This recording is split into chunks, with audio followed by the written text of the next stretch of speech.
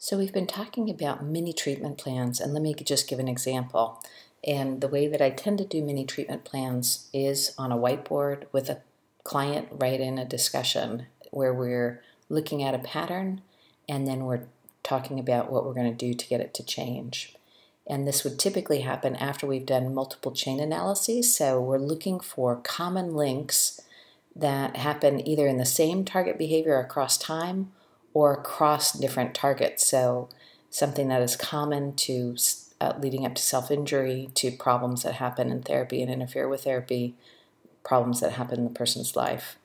And then what we're going to be, once we've kind of got the basic pattern down and a head nod about how these links lead to and a link to important problems in the person's life, we're identifying what is the replacement behavior we want.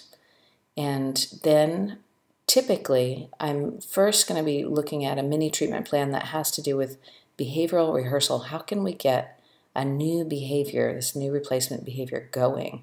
What is the behavior? How will they rehearse it? And then sometimes more elaborate change procedures are needed. So let's go through an example with chain analysis real quick. So after multiple instances of chain analysis across things that lead to self-injury, things that lead to therapy interfering behavior, problems in life, here's what we came up with, an example. And I would be putting this up on a whiteboard and I would just be discussing it much like this. I'd say, I want to check out with you this pattern that I think that I'm seeing that relates to a number of problems that you're experiencing. And I think it goes something like this, but tell me if I've got it. It seems like when there is some sort of disagreement, criticism, interpersonal conflict, there's a way where across times you go to self-invalidation. Things like, I shouldn't feel this way, I shouldn't be so intense, normal people don't, this sort of a move. And then that is a link that goes to all bad things. And then I would give examples, specific examples from the person's life. So just to do two here, remember that conflict where so-and-so said something to you, and then you got really down on yourself, you shouldn't feel that way, you shouldn't be so upset about it.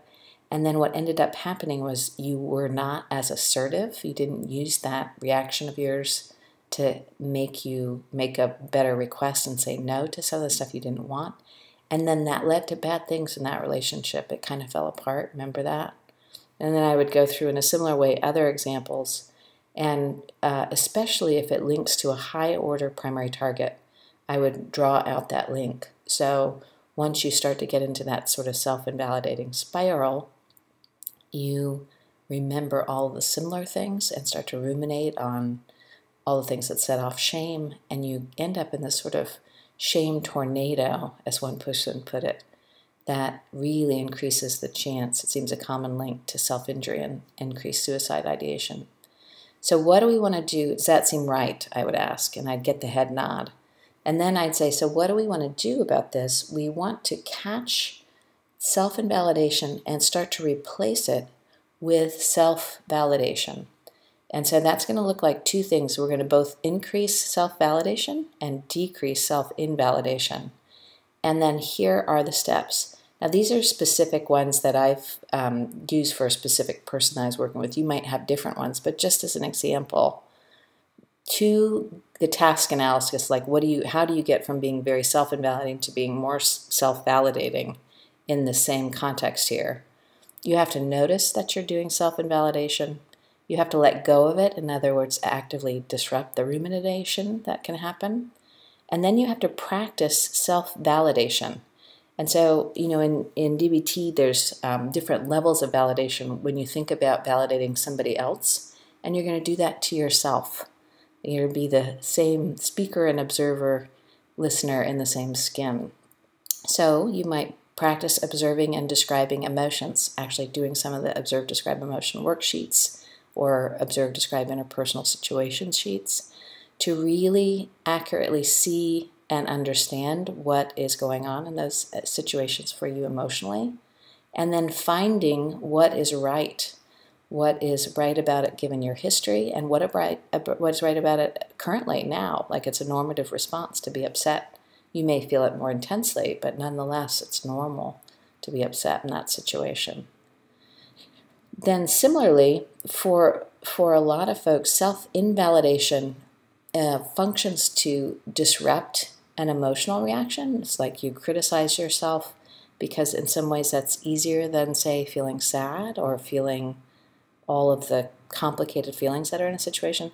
So sometimes an important treatment for self-validation is radical acceptance. So rather than blaming yourself, you really look at all of the factors that have led up to you being the way that you are, responding the way that you are, having made the mistakes that you did, etc. So it's sort of the radical acceptance of situation and self. And then the last bit is really practicing being a friendly coach. So instead of a harsh coach, having a friendly voice tone. So these all can be turned into very specific behavioral rehearsal, like things that the person will do repeatedly, noting and practicing to increase self-validation and decrease self-invalidation. Now, for some folks, and that's where I would always go first, always going for behavioral rehearsal, kind of the easy thing first. But the other thing to think about is that sometimes self-invalidation is actually more complicated, and I'll just go through two ways in which that can be the case. One is that for some people, self-invalidation actually is a pervasive emotion regulation strategy, and that is it's negatively reinforced in a very cross, like it's just the most highest probability response in a lot of situations.